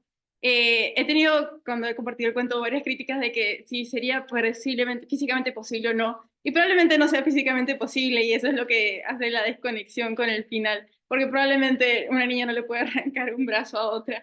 Pero ahí va el segundo parte de mi cuento, y porque yo lo propuse para el cuento psicológico, es que justo lo que dices que al final el brazo se cae y estuvieron tanto tiempo viendo ese problema es que muchas veces tenemos un problema y estamos tan metidos en eso, tan metidos con otros temas, que no nos damos cuenta que a lo mejor la solución era obvia. Y siento que por lo menos a mí eso es algo que me pasa bastante. Me nulo con mi propia mente, como se estaba abrumando la niña en el cuento, y no veo que a lo mejor la solución era sencilla. Entonces sí entiendo la desconexión porque no es algo físicamente posible, pero sí. Sí, yo quería abarcar ese tema, sobre todo en un ambiente infantil, en un colegio, porque siento que esas conversaciones se dan en el colegio, tal vez el accidente no, y eso es lo que le daba a mi cuento ese aspecto terrorífico que sí desconecta con la historia original, pero también creo que como desconecta la historia original y están como sacado del tema, es que le da tal vez un impacto. Sí, puede que sí te pasma un poco, como, espera, qué acabo de leer? ¿Por qué? ¿Cómo? ¿A razón de qué es? Puede tener un impacto. Creo que para algunos lectores puede ser refrescante debido a que la primera parte del cuento es bastante sencilla y tal vez no sé, no todos los lectores quieran hacer una lectura de la crítica que tú haces. Por ejemplo, para mí es determinante y absolutamente bello el hecho de que la niña, por pena a que se dé cuenta que su bracito está gordo, no quiere avisarle a nadie, y eso me hizo como que me traumatizó. Dije, no, ¿cómo es posible? Y ese tipo de pequeñas cosas pueden marcar la vida de alguien absolutamente, y parece ser insignificante, ¿sí? Pero en el momento en que la niña se da cuenta que su bracito es gordito, ella dice, no, yo no estoy dispuesta a dejar que esto sea público, yo no voy a pasar esa pena, prefiero que se me caiga el brazo, prefiero arrancarme el brazo antes de eso. Y lo gracioso es que mete el brazo y lo saca bien librado, y luego vuelve y lo hace y ahí se queda atrapado. Ese tipo de detalles me gusta mucho. Entiendo la decisión del final y la respeto. Yo creo que yo habría disfrutado otra solución creativa al asunto, ¿cierto? Me pareció muy chévere. Tal vez que después de todo el trato hubieran llamado a los bomberos, yo no sé, a la policía, y luego simplemente había que bajar el brazo y sacarlo. Bueno, son diferentes finales, pero eso también depende un poco del estilo que uno como escritor decida y los riesgos que uno toma, porque pues uno puede pensar en el lector, pero no tanto, ¿cierto? Entonces, como lectora digo, me disfruté el resto, entendí la crítica que querías dar, y como mujer me llegó muy a mí y a esa infancia traumática que muchas tuvimos con diferentes aspectos de nuestra vida. Así que te agradezco mucho. Yo creo que ahorita vamos a pasar a Elixis a las 2 de la mañana. Esta es una historia que tiene mucho trecho que cortar. Creo que nunca en la vida, como en este cuento, había odiado tanto el concepto patriarcal de lo que es ser hombre y lo que implica. Nunca había odiado tanto a las paternidades irresponsables. Y toda esa sensación, creo que todo el cuento es una frustración y un enojo para el lector. Desde el momento uno en que uno ve que el personaje precisamente se levanta y empieza a hablar con él mismo y nos empieza a revelar la situación en la que se encuentra, ¿cierto? Con la persona con la que duerme, y empieza como el viaje de huida. Y en la medida en la que el personaje va hablando, uno lo va odiando cada vez más, hasta que el odio llega a un punto culmine. Para mí, o sea, el odio ya no podía ser más grande, como cuando empezó a utilizar esta historia que es muy común de las personas con una ausencia paternal, y es que voy por cigarrillos, las alternativas que se estaba dando, la forma en la que se refería a sus hijos. Pero más allá del enojo, creo que esto tiene una reflexión bastante profunda sobre la paternidad, sobre la figura de la masculinidad en nuestra sociedad, y sobre el problema que implica este rechazo hacia la homosexualidad. Creo que abordas problemáticas gigantes y lo metes en un cuento que es rico de leer, porque uno está frustrado, porque uno está enojado, porque uno está indignado, y ahí es cuando te digo que no dices con tu personaje, haces con tu personaje. Uno odia a este señor, lo odia profundamente. Además de que es un criminal, porque obviamente se nota que la primera persona que le sembró pues ahí la semilla, porque eso también es muy común escucharlo, ¿no? Es que le quedó gustando después de, termina siendo asesinado. Creo que ahí está, lo mata y él vive y él lo observa y está satisfecho con eso. Y está frustrado porque estaba enamorado y tiene una vida consolidada. Y creo que eso es una de las cosas más comunes que personas que durante, digamos que su época más joven, se encontraron en una sociedad tan prohibitiva como lo era la nuestra, bueno, como lo sigue siendo, con la comunidad, entraron eso de casarse, tener hijos, formar familias y vivir dentro de esta hipocresía tan profunda, ¿sí? Entonces, no sé si para mí resumiste de alguna manera la identidad masculina que está creada a través del concepto del hombre machista, ¿cierto? Porque esta es una persona que se nota que es muy machista y que no es capaz de afrontar la situación que vive, y que lo ha afrontado de la peor manera. Lo ha hecho horrible. Y lo peor de todo es que vuelve al lugar del inicio. Entonces es como un cuento circular que retorna al mismo lugar, porque no es capaz de concretar su objetivo. No logra precisamente eso que es irse de ahí porque esa vida no le da satisfacción. Entonces decide continuar con una vida que no lo hace feliz, continúa ocultando toda esta verdad que de ninguna manera, digamos que es una verdad deshonrosa, su orientación sexual. Lo que es deshonroso es la manera en la que ha afrontado eso. Pero también me lleva de alguna manera a sentir empatía porque me lo imaginé creciendo en una época en donde hasta la familia lo trataba a usted como basura, si usted solamente se atrevía a mencionar algo sobre su orientación sexual. Entonces esto me lleva también a un trauma del personaje principal que lo lleva a ser el malandrín que es en ese momento. Lo que lo lleva a fingir todo esto que lo abruma tanto porque lo tiene harto. Su esposa ni siquiera lo sabe. Me gusta que alternes no solamente su pensamiento, sino con las imágenes sexuales que él tiene de las personas que le gustan, ¿sí? Y la inconformidad que le da no haber podido sostener ese detalle. Entonces creo que es un cuento que tiene todos los matices, es un cuento al que no le falta ni le sobra nada. Me encantó muchísimo la lectura porque me sentí asqueada, me sentí conmovida, me sentí harta del sistema, mi yo más feminista estaba con los pelos de punta ahí con la historia diciendo como, ¡ah! Es tan real que incluso creo yo que hay casos más nefastos en el mundo que lo que tú retratas ahí, precisamente en estas circunstancias de tratar de aparentar algo que ya es insostenible. Me encanta ese detalle que trata de olerla para ver si, para corroborar que definitivamente no le inspira nada, que ella definitivamente repudia totalmente. Y la imagen que hace es con la forma en la que se refiere a los niños. Yo pensaba que ella era una mujer que tenía hijos y que se había juntado con esta persona, con sus hijos. Por eso el desprecio de este hombre hacia esos niños que parecían no ser suyos, no tenía ningún compromiso ni ninguna responsabilidad con ellos. Los detestaba profundamente. Entonces fue como, al final se revela que sí son sus hijos y dices como, ¡ah! Miserable, miserable, mil veces miserable. Ah, entonces me gustó mucho, creo que no tengo como un negativo para tu cuento de principio a fin, me gustó bastante y me quedé muy satisfecha. Exploras diferentes temas que al menos yo creo que podría profundizar mucho más en ellos, pero ya quedaría esto como una cátedra de género y pues entonces no es la idea. Te agradezco muchísimo, me emocioné, me enojé, me gusté, bueno, todas las emociones juntas. Un gran cuento. Ay, qué chido, qué bueno que te gustó.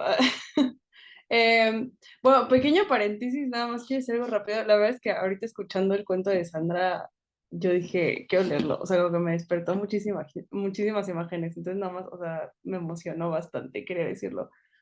Pero sí, pues nada, o sea, que creo que entonces logré plasmar lo que quería plasmar. Porque sí, en algún momento con una persona muy cercana, cuando la conocí me acuerdo que me dijo como de, sí, es que mi papá se fue hace como 2 años, cuando yo tenía 17. Y a mí me parecía loquísimo pensar en esta parte, o sea, porque no era la primera vez que la escuchaba, pero me pareció muy loco el pensar que a los 17 años de su hijo decidió irse y desaparecer. Entonces, no sé, como que me cuestioné mucho esta parte del desapego emocional que yo creo que, no sé, tal vez, o sea, sí es no es una cuestión de género, creo que sí viene más de los hombres, o sea, es mucho más complicado para las madres por una cosa biológica, por supuesto, pero en general creo que también por la manera en la que estamos construidos socialmente, el desapego por parte de los hombres se da de forma mucho más sencilla, pero me parece muy curioso que lo hayas odiado tanto porque yo lo que intentaba más bien era como buscarle una justificación a por qué hacía todo lo que hizo. O sea, no quería tacharlo como de una persona mala, sino como que siempre todo tiene un porqué. O sea, como, pues eso, solamente quería pensar como meterme en su cabeza y como qué podría haber pasado en su vida como para que esta persona llegara a hacer o a pensar de esa forma. Y nada, eso, o sea, como que creo que, que para toda acción, siempre cualquier persona, hasta la más malvada, hay una justificación que viene pues desde la familia, el contexto, las vivencias y cómo afrontas todo eso, pues como que no es tan deliberado. Eh, sí estamos un poco programados para actuar de cierta forma. Sí, o sea, creo que es un personaje que yo detesto, pero porque es alguien muy cobarde, más que nada. Entonces, sí, empatizo mucho con él, pero sí creo que nada, o sea, es alguien que, que es muy distinto a cómo yo suelo comportarme, pero por eso mismo me parecía interesante explorar esta clase de personas. Y eso. Para mí no lograste ponerle los suficientes puntos positivos como para decir, ay, pobrecito, ¿cierto? Porque a mí se me ocurrieron una cantidad de posibles soluciones a la situación en la que estaba, por la que él hacía otras cosas, ¿no? Pero ser homosexual no implica que usted tenga derecho a abandonar a sus hijos y a odiarlos tanto y a tener una paternidad irresponsable. No lo justifica. No sé, continuar con una vida en esas circunstancias podría ser más sencillo simplemente abandonar. No sé si yo entendí mal, pero también entendí que él manda a asesinar a la primera persona que lo saca de su vida y lo acerca precisamente a su orientación sexual. Otros hombres lo golpean y se queda en silencio, ¿sí? Entonces a mí no me parece suficiente justificación. Yo dije, no se vale, entiendo, pero no se vale, te odio de todas maneras, eres horrible. Era como la suma de, ya sabes, como que cuando se trata de explicar la teoría feminista se agarran pedacitos de lo que es el patriarcado, ¿no? Como que agarras todo y lo juntas en uno solo, un individuo que tiene todas las características horrendas de las consecuencias de un sistema patriarcal que precisamente no permite expresar muchas cosas y que da como consecuencia estos en diferentes casos. Tú lo pones todo junto y entonces yo creo que no hay manera, o sea, no hay salvavidas que logre sacarlo de tal vez el repudio que va a generar en el lector. Y yo creo que eso es un punto a favor, como te decía, haces y no dices, entonces no tienes necesidad de decir que él es nefasto porque nadie está diciendo, él está teniendo una introspección. Así que la forma en la que él se describe es esa forma tan nefasta. Y sabemos que es nefasto porque él y sus acciones lo demuestran. Entonces, si querías empatizar, nada, un personaje que uno detesta, la verdad. Al menos a mí me pasó eso. Te agradezco muchísimo por tu texto. Bueno, vamos con este cuento también me gustó mucho. Crisis, bienvenidos a los 30. PS Kazam. Bueno, ¿cómo estás? Después de escuchar acá. Me gusta porque creo que como que pasamos por crisis en todas las etapas de la vida, pero justo al menos en modo personal ese cuento creo que define exactamente el último año de mi vida. Entonces creo, como te decía, sentía que me estaba hablando a mí. A mí todavía me faltan unos añitos para llegar a los 30.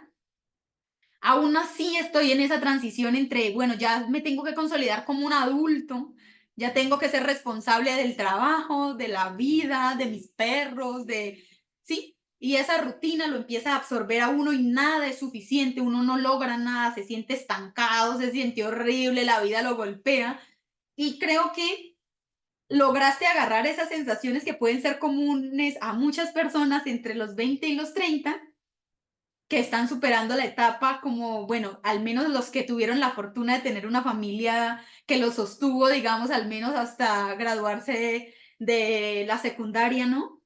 Y salir al mundo y enfrentarse a la realidad de la rutina. Me parece que lo esbozas muy bien y que no es desesperanzador del todo, ¿no? No solamente es una caída en picada tipo Alejandra Pizarnik, que uno lee a Alejandra y dice, solo me ahogas un poco más, sino que hay como unos pequeños descansos en tu cuento, ¿no? Como, bueno, te puedes enamorar y puedes aprender a pilotear esto, ¿sabes? No es tan malo como parece. No, no está tan horrible. Entonces, no sé cómo lo hiciste, pero detallas precisamente cómo me sentía. Y eso me encanta a mí en la literatura, porque durante mucho tiempo leí literatura que todo el mundo consideraba muy buena, pero que yo sentía que nada tenía que ver conmigo, ¿cierto? Como estudiante de filosofía, pues uno durante mucho tiempo lee a gente de otro lado, que tenía problemas raros, que se consideran universales y que nos tocaban a todos, y uno leía eso y decía como, pues a mí no me habla, ¿cierto? Yo no tengo ese tipo de problemas burgueses de gente rica, perdóname. Yo estoy en otro lado, pero tu cuento sí. Sí, sí, sí soy esa persona. Sí existo y creo que todos mis amigos estarían muy contentos de leer esto y darse cuenta de que inevitablemente atravesamos por esas etapas de la vida y que es difícil y que es repetitivo y que tenemos que darnos cuenta de que no se puede escapar de eso. Vivimos en un sistema capitalista de consumo, en donde el individuo activo es premiado, el individuo que no se enferma, por ejemplo. Hace muy poco estoy viendo un seminario que se llama Seminario de Capitalismo y Enfermedad. Creo que lo retratas muy bien. Siempre tienes que estar radiante, sonriente, fingiendo que todo está bien, siendo una maquinita. Y eso es desgastante mentalmente porque uno sigue funcionando en la vida con toda esa carga mental. Yo creo que esto es una historia que trata de la carga mental, no solo el hecho físico de levantarse, ir al trabajo y hacer toda la movilización, sino la carga mental que implica adaptarse a eso, porque adaptarse al sistema es durísimo. Yo no me he dado cuenta de lo duro que era adaptarse al sistema hasta que el sistema me agarró y dije, "Ah, de esto se trata ser adulto". Me arrepentí un montón de veces, de las veces que cuando niña dije, ay, qué rico ser grande, tener 20 años para tener una casa y un carro, porque llegas al momento de la vida y la vida no es así. Es hacer varias veces la misma cosa de manera mecánica, incluso si la cosa que haces es em, algo que a ti te apasiona. Yo pensaba que hacer las cosas que a uno lo apasionaban lo liberaban completamente de la caca que viene con el trabajo, pero no. Incluso las cosas que uno ama se convierten en trabajo y es repetitivo y uno está cansado y uno está molesto y uno quiere abandonar y uno quiere vivir el sueño de los beneficios, de descansar, de disfrutar, de viajar, pero sin tener que hacer todo lo que implica eso, porque ese es el sueño que nos venden. Vivimos como en un mundo muy pantalloso, todo el mundo vive de lo que ve en las redes sociales, de lo que vende, incluso exploras eso. Cuando uno en la red está dispuesto a poner una vida, una idea de vida, la vida que uno vive y la vida que uno postea no se parecen. No se parecen porque el estilo de las redes sociales implica eso, que no ser lo más real que se pueda, porque la realidad es fea y lo que quieren pintarte es una fantasía. Por eso es que son tan famosas las personas que se supone que viven viajando, que van y visitan lugares y pueden comer gratis. Uno dice, maravilloso, ese sería mi sueño, sería mi logro. Pero en realidad lo que no le permiten a uno ver es que esa persona tiene que tomar un vuelo, ir hasta allá, grabar, no disfruta la comida, no disfruta el viaje, no puede ser feliz. Entonces andamos persiguiendo unas ideas de felicidad toda distorsionada, una idea de éxito toda distorsionada.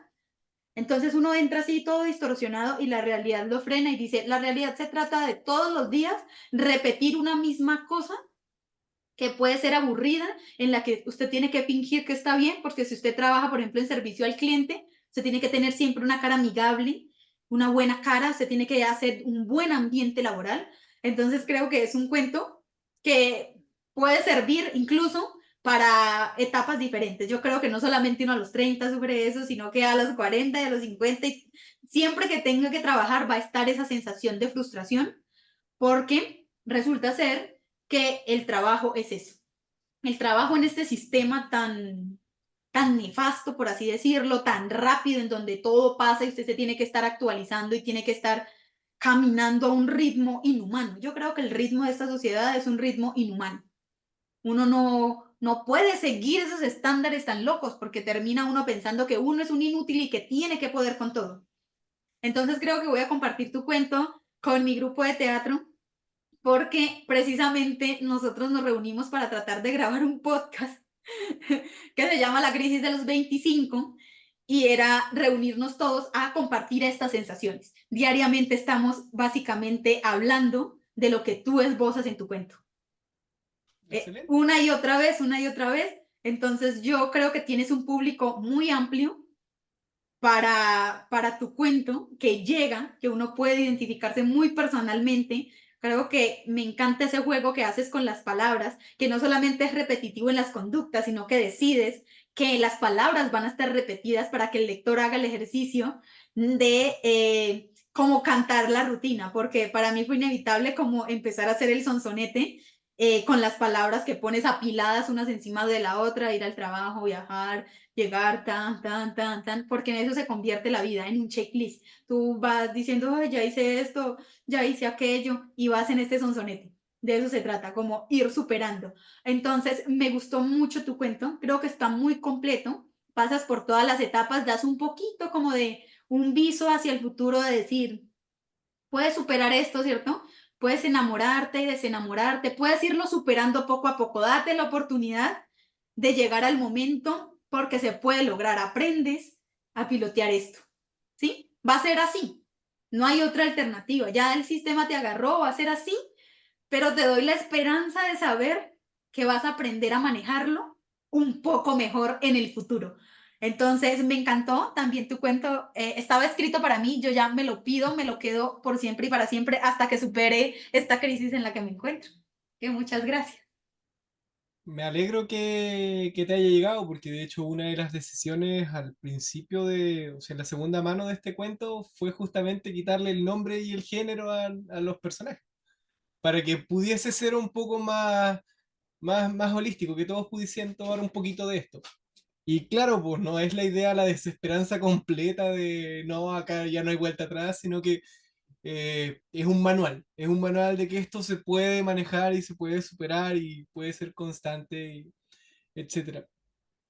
Como tú lo dijiste, me causó gracia entre todo lo que dijiste, que yo tengo 33, ¿ya? Yo tuve antes carro que casa y recién este año estoy empezando como a construir a dónde voy a vivir más adelante, ¿cachai?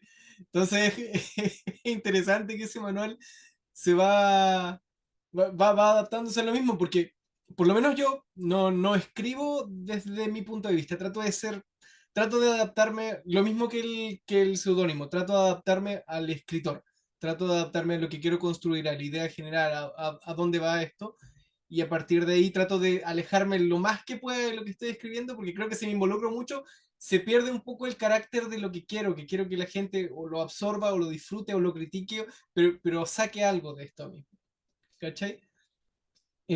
Hay una frase, de hecho estaba estaba leyendo el cuento de vuelta en delante y había un párrafo que me gustó, que parte de Suprime tus falacias. Dice, el mismo baile durante semanas continuas.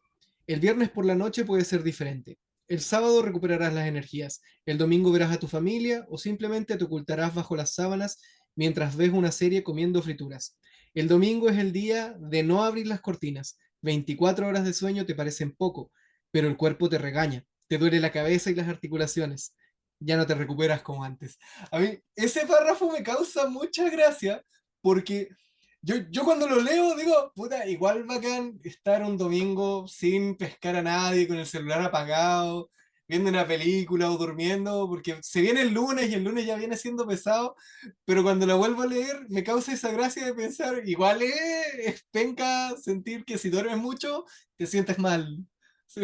Tampoco es cómodo, te duele la cabeza, ya no es lo mismo.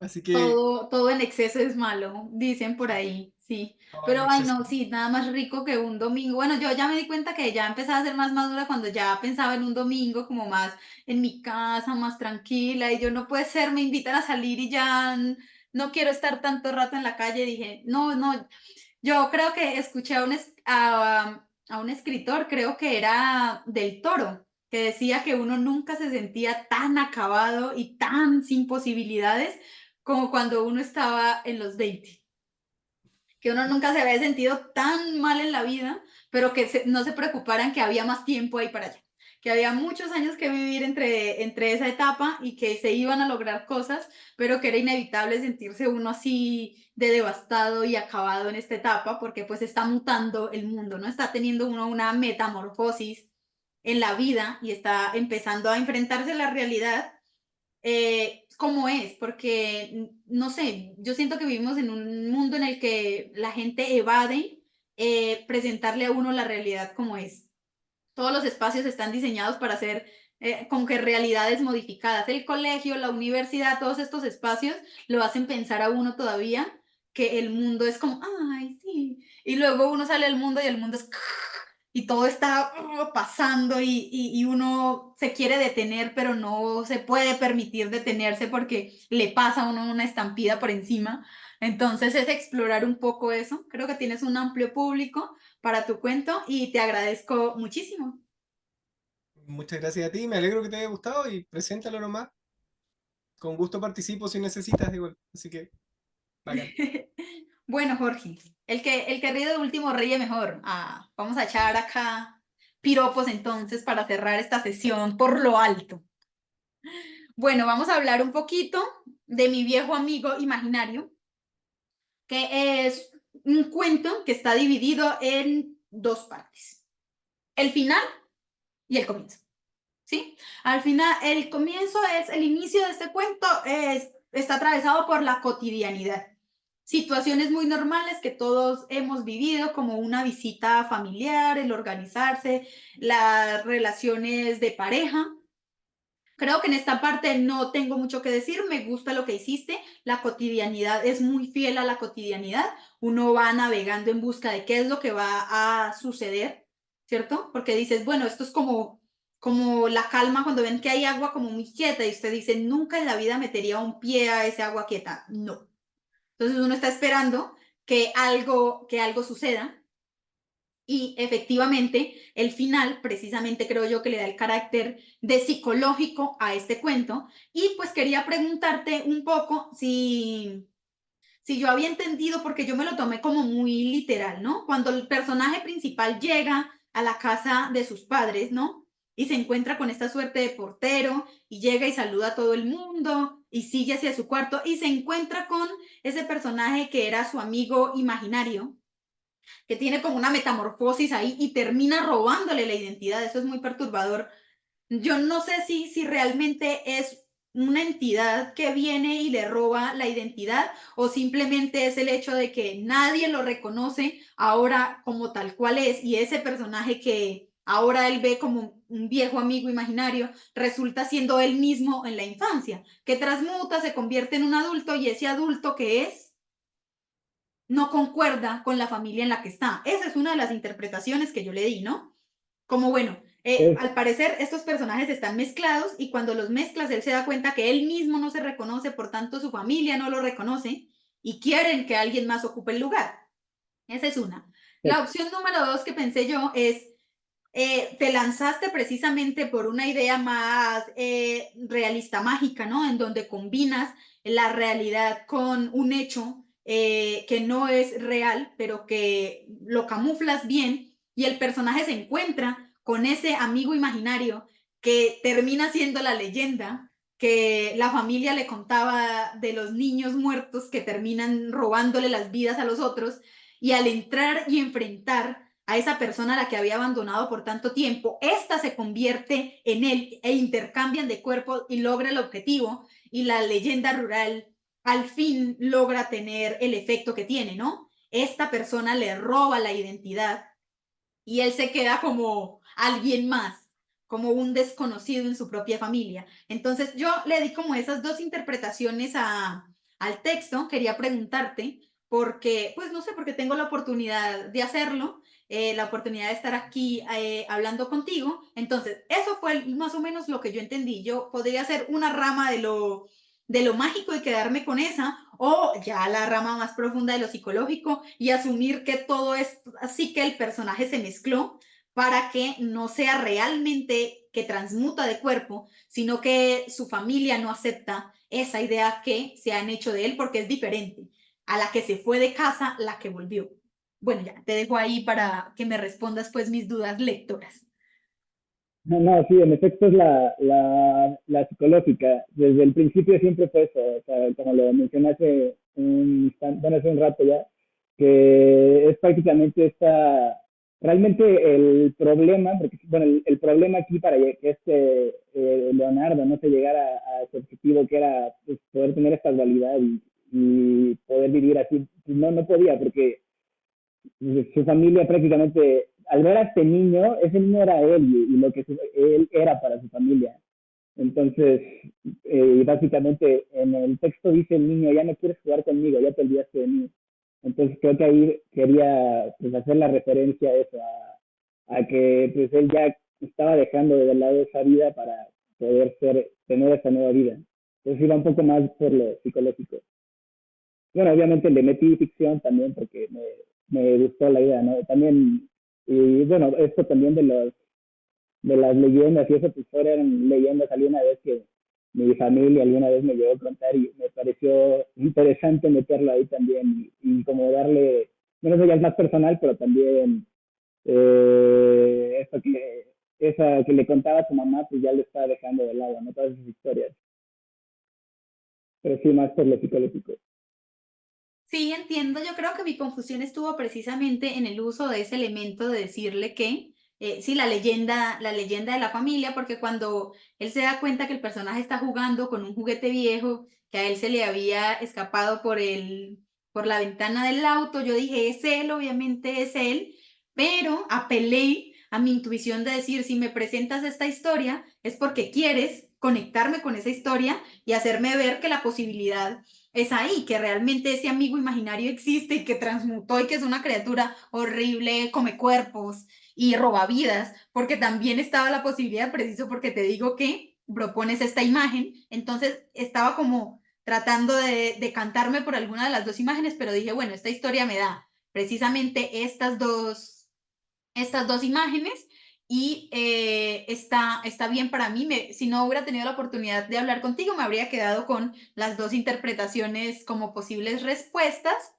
Me habría gustado que la mitad del cuento no hubiera estado como tan allá, ¿sí? Como no dividido entre el inicio y el final, sino que también que la parte de la transmutación y la vida familiar hubiera tenido un poco más de protagonismo y le hubiéramos quitado un poco de espacio a la cotidianidad. Desarrollaste de forma más extensa la parte cotidiana y el viaje de la familia que la transmutación del personaje y tal vez por eso, al estar en un espacio tan pequeño, se presta precisamente para esas pequeñas divagaciones como lectores donde no logramos ubicarnos del todo. Entonces tal vez ese hubiera sido un detalle, como ser más equilibrado entre las dos partes que propones para que no quede como una historia cotidiana con un final abrupto, ¿cierto? Con un final que rompe, sino exactamente una historia con una muda de realidad a la mitad que te permite darte cuenta que hay un mundo cotidiano y que hay un mundo simbólico y en este caso psicológico que hubiera tenido un espacio un poquito más de desarrollo y no solamente el final. Creo que sería lo único que te diría en cuanto a estructura para que uno pudiera tener más tiempo de ir hacia precisamente la definición que tú tratabas de dar en esta historia. Sí. Gracias. Bueno, me gusta recordarles que este es un espacio para la promoción literaria. Me gustaría que quienes quieran compartan sus redes sociales, algún blog en el que escriban, donde pueden encontrar algunos de sus escritos, porque me gusta que mi audiencia los siga, los conozca y sepan un poquito más de ustedes. Así que si quieren, vamos Jorge, Kazam, Isadora y Ed y Sandra y Vin. En ese orden para compartir un poco de sus redes sociales y así saber un poquito más de ustedes antes de despedir este conversatorio. Bueno, mis redes sociales, Instagram y TikTok, que son las únicas que tengo, son George Berlanga, nada más.